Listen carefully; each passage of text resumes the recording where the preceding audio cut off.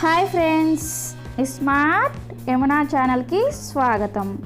ఈరోజు వీడియోలో టమోటా పులావ్ని ఎలా ప్రిపేర్ చేసుకోవాలో చూపించబోతున్నానండి.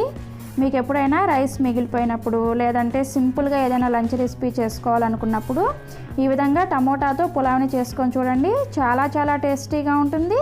అలాగే చాలా సింపుల్గా కూడా ప్రిపేర్ చేసుకోవచ్చు. దీన్ని లంచ్లో లేదంటే డిన్నర్లో ఎప్పుడైనా సరే సర్వ్ చేసుకోవచ్చు. ఇక ఆలస్యం చేయకుండా ఈ రెసిపీని చూసేద్దాం. ముందుగా బాగా పండిన టమోటాస్ని 3 తీసుకోవాలి.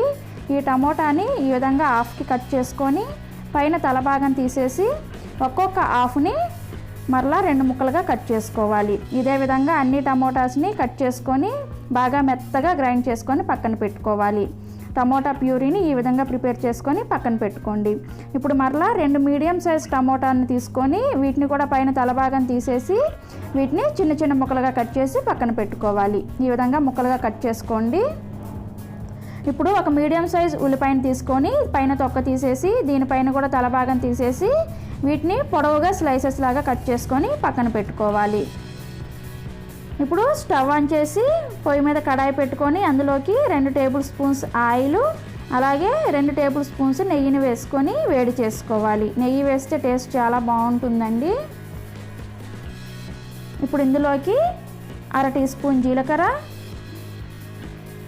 అలాగే 1 ఇంచు దాల్చిన చెక్క, అలాగే 2 యాలకులు, 2 లవంగాలు ఇవన్నీ వేసుకొని ఇవి మంచి సువాసన వచ్చే వరకు లో ఫ్లేమ్లో ఫ్రై చేసుకోవాలి. ఇవి 2 నిమిషాల పాటు ఫ్రై చేసుకున్న తర్వాత ఇందులోకి మనం ముందుగా కట్ చేసుకున్న ఉల్లిపాయ స్లైసెస్ని కూడా యాడ్ చేసుకొని వీటిని మీడియం ఫ్లేమ్లో మంచి కలర్ వచ్చే వరకు ఫ్రై చేసుకోవాలి. ఈ విధంగా కొంచెం కలర్ వచ్చిన తర్వాత ఇప్పుడు ఇందులోకి 1 టీ స్పూన్ అల్లం వెల్లుల్లి పేస్ట్ని యాడ్ చేసుకోవాలి. అల్లం వెల్లుల్లి పేస్ట్ కూడా యాడ్ చేసుకున్న తర్వాత ఇవి పచ్చివాసన పోయే వరకు అల్లం వెల్లుల్లి పేస్ట్ని ఫ్రై చేసుకోవాలి. అలాగే ఉల్లిపాయ కూడా మంచి కలర్ వచ్చే వరకు ఫ్రై చేసుకోండి.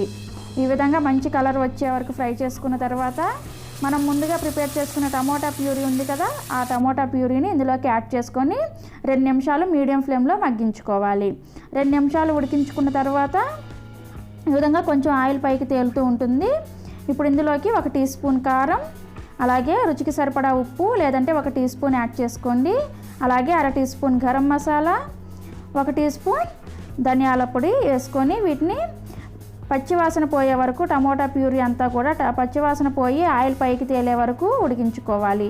తర్వాత ఇందులోకి మనం ముందుగా కట్ చేసుకున్న టమోటా ముక్కలను కూడా యాడ్ చేసుకొని టమోటాస్ కొంచెం సాఫ్ట్ అయ్యే వరకు మగ్గించుకోవాలి. మీడియం ఫ్లేమ్లోనే మగ్గించుకోండి.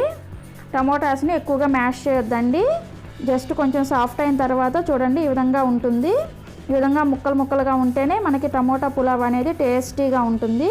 ఇప్పుడు ఒకసారి సాల్ట్ని చెక్ చేసుకోండి. సాల్ట్ సరిపోకపోతే ఈ స్టేజ్లో మీరు సాల్ట్ని యాడ్ చేసుకోవచ్చు.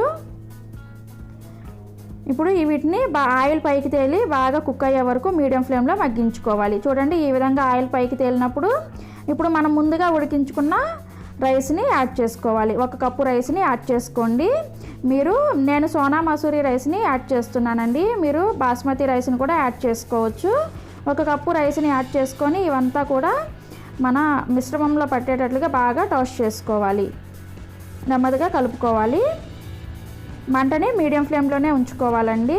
ఈ విధంగా టోస్ట్ చేసుకున్న తర్వాత చివరగా సన్నగా తరిగిన కొత్తిమీరను కూడా యాడ్ చేసుకోవాలి. సన్నగా తరిగిన కొత్తిమీరను కూడా యాడ్ చేసుకున్న తర్వాత స్టవ్ ఆఫ్ చేసేసి సర్వ్ చేసుకోండి. అంతా బాగా కలిసేటట్లుగా ఒకసారి కలుపుకొని స్టవ్ ఆఫ్ చేసి సర్వ్ చేసుకోండి. అంతే, టేస్టీ టమోటా పులావ్ రెడీ అయిపోయింది. మీరు కూడా ట్రై చేసి మీ ఫీడ్బ్యాక్ని మాకు కామెంట్స్ రూపంలో తెలియచేయండి.